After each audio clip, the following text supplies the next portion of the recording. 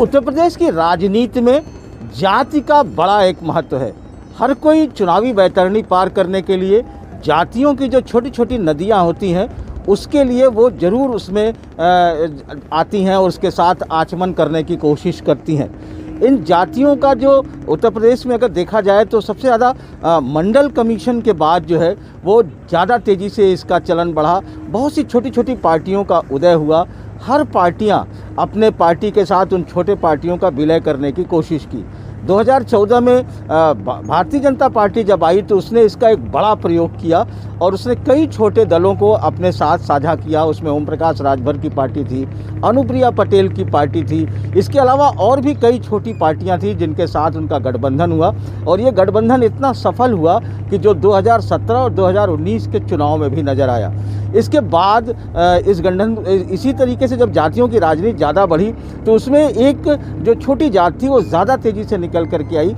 उसमें जो एक जाति निकल के आई उसमें एक निषादों की पार्टी भी आगे आकर के बनी, निषाद पार्टी बनी।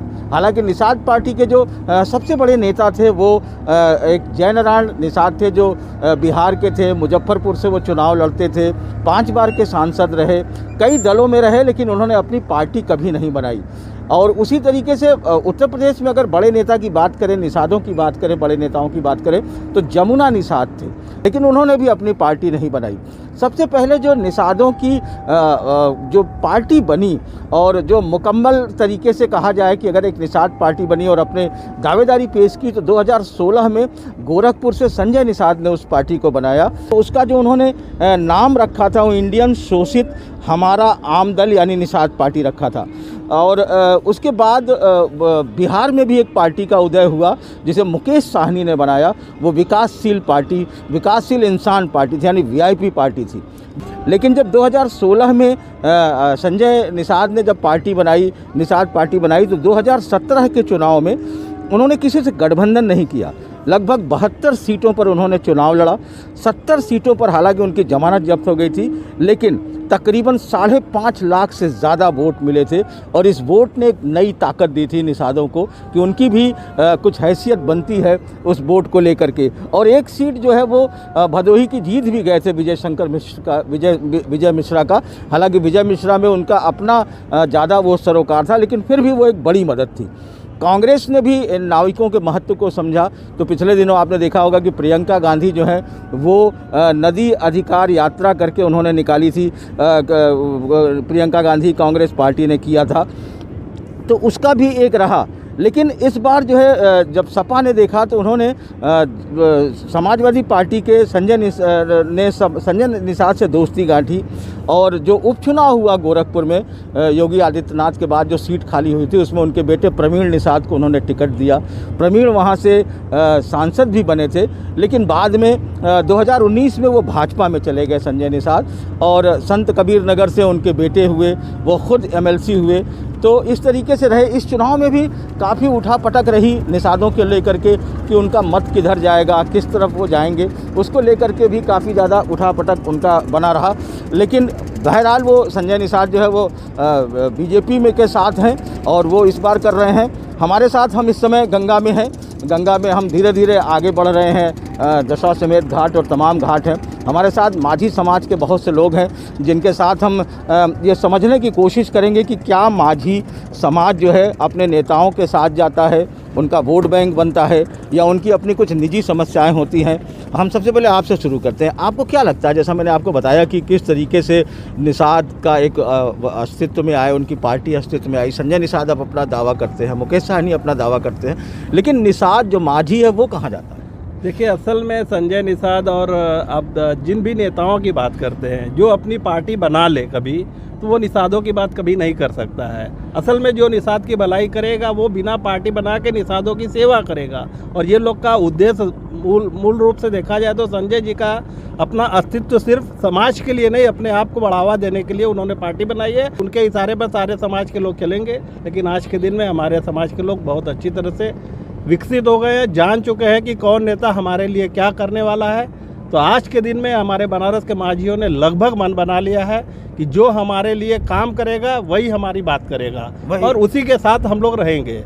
आज के ज़माने में देखा जाए तो जब से ये बीजेपी की सरकार आई है हमारे समाज के लोग इतना परेशान हुए हैं कि वो किसी भी स्तर पर जाके यहाँ से बीजेपी को हटाने का कोशिश करने में, एकजुट होने में तैयारी कर रहे हैं लोग। क्यों ऐसा क्यों? लोग तो कहते हैं कि आप लोग तो परंपरागत तरीके से बनारस के हैं, बीजेपी परंपरागत तरीके से और नकली गंगा पुत्र बन के जो मोदी जी ने हम लोग को छला है।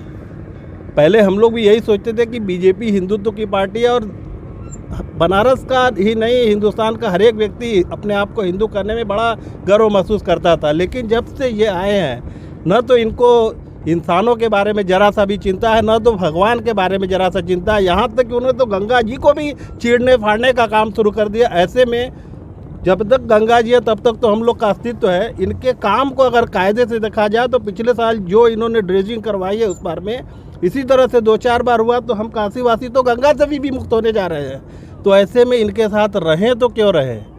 आपको क्या लगता है शंभू, आप क्या कह रहे हैं? जैसे इन्होंने बताया, आपको क्या लगता है कि क्या आपके जो नेता हैं वो आपका सही प्रतिनिधित्व कर रहे हैं, आपकी समस्याएं उठाते हैं? नहीं, एकदम नहीं करते हैं। वो खाली अपने परिवार के बारे में सोचते हैं। बलबीर निषाद भी कुछ दिनों पहले वो सपा में थे, वो भाजपा में चले गए। जब उनकी पिताजी भाजपा में तो उनके लकी भाजपा में चले गए। हमारे निषाद के बारे में कोई सोचता नहीं है। गंगा में बड़ी बड़ी क्रूज आ गई, चल रही है। हम लोग के पेट पे लात मारने का काम भाजपा सरकार कर रही है। अभी कोविड के समय में 18 महीना हम लोग बैठे हुए थे, एक भी कोई भी सरकार हम लोग से आके ये भी नहीं बात पूछी कि आप लोग क्या समस्या है। हम लोग अपने घर में का अपने माँ बहन का गहने बेच के किसी भी तरीके से अपने परिवार का भरण पोषण किया गया।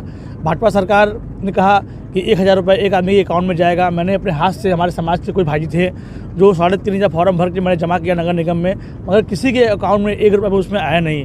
तो ये भाजपा सरकार सिर्फ हमारे पेट पे लात मारने का काम कर रही है।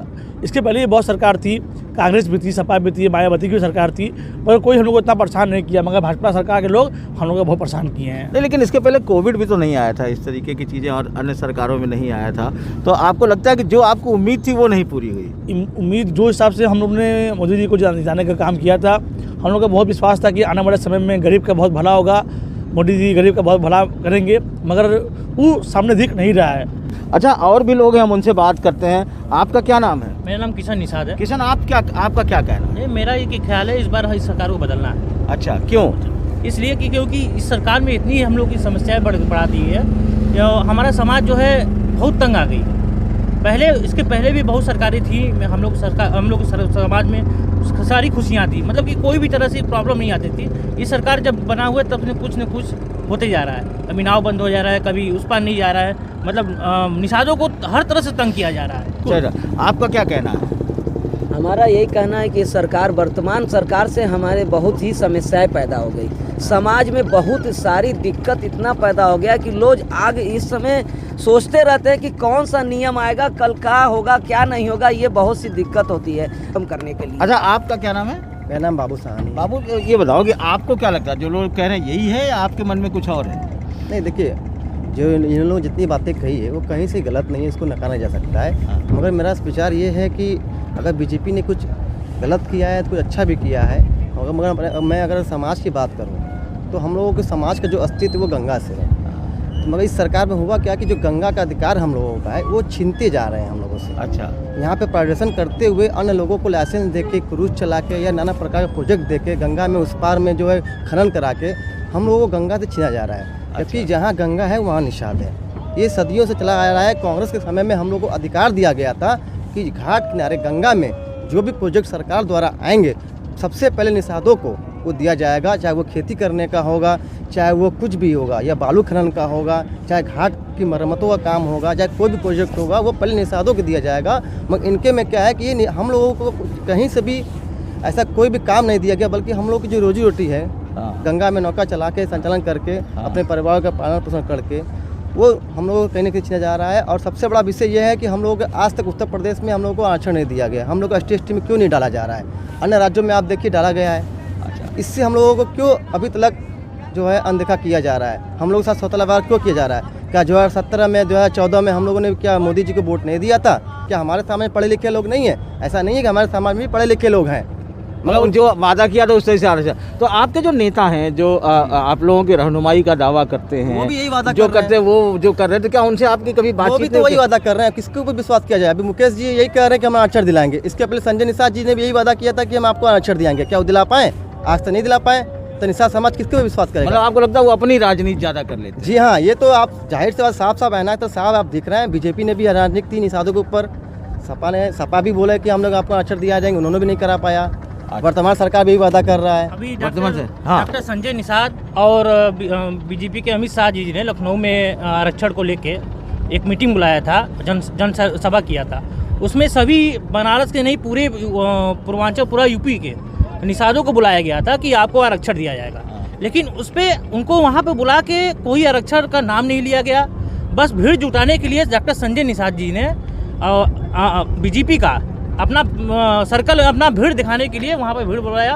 और फिर उसके बाद वहाँ पर क्या हुआ, जितने निषाद समाज के लोग थे वहाँ पर आकर्षित हो गए और लगे अपना कुर्सी फेंकने, फेंक फाके होने। उसको बस एक ही जवाब था कि आरक्षण नहीं तो बीजेपी को वोट नहीं। मतलब आप लोग भी गए थे उसमें? जी, हमारा पूरा टीम गया था, मैं भी गया था, पूरा मेरा समाज गया था बनारस से भी। बनारस से जी, लेकिन बहुत छलने का काम कर रहे हैं। मैं इस बार में हम लोग यही बस सोच रहे हैं कि इस बार हम लोग समाजवादी पार्टी का सरकार लाएंगे, अब पूरा निषाद समाज लाएगा।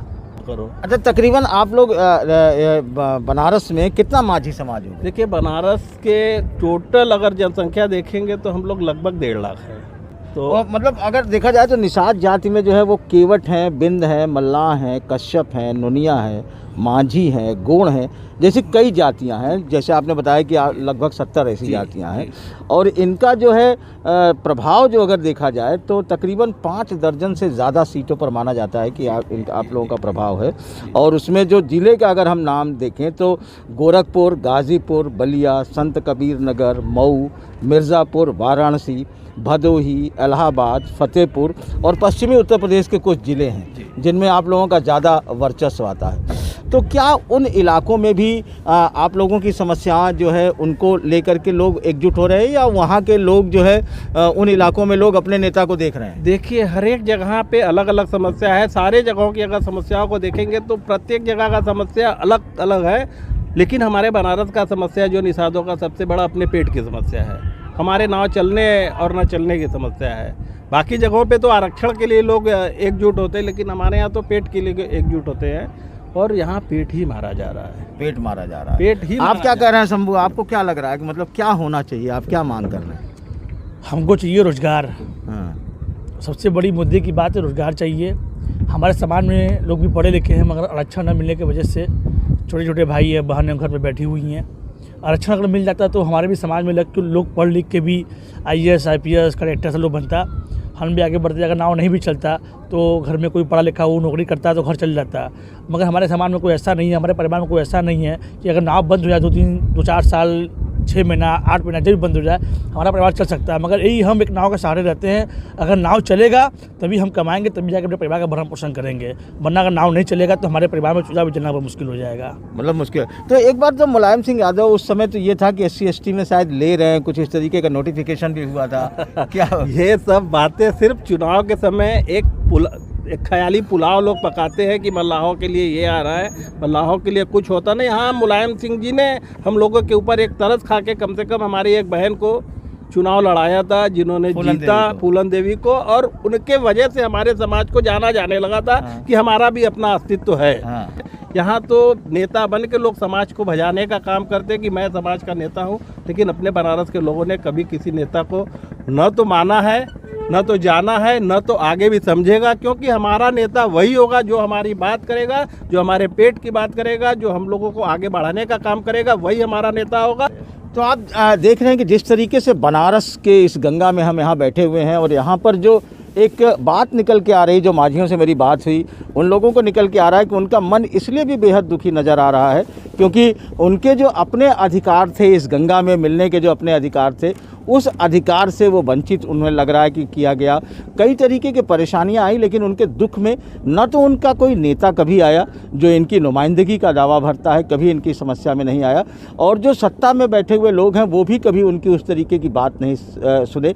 इसलिए इनकी नाराज़गी बहुत ज़्यादा नज़र आ रही है। अब ये इनकी नाराज़गी आने वाले चुनाव में किस तरीके का असर डालेगी, ये देखने वाली बात होगी। वाराणसी से पुरुषोत्तम के साथ अजय सिंह, NDTV इंडिया।